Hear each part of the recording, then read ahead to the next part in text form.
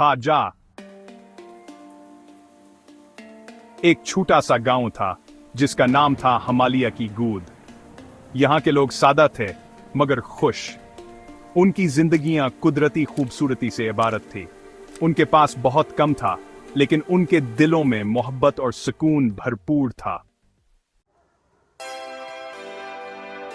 गांव में एक लड़का रहता था जिसका नाम था आसिफ। आसिफ बहुत ज़हीन था लेकिन इसकी जिंदगी में एक ख्वाब था जो इसे हमेशा परेशान करता रहता था। वो ख्वाब देखता था कि वो एक बड़ा साइंसदान बनेगा और दुनिया को बेहतर जगह बनाएगा। लेकिन गांव में तालीम के महदूद वसाइल थे।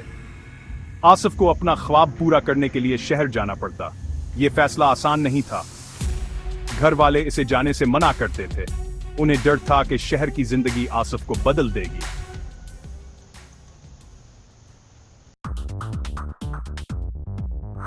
लेकिन आसिफ ने हिम्मत नहीं हारी।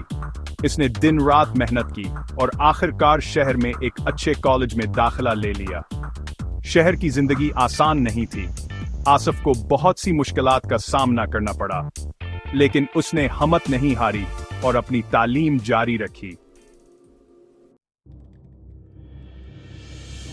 सालों की मेहनत के बाद आसिफ ने अपना ख्वाब पूरा कर लिया।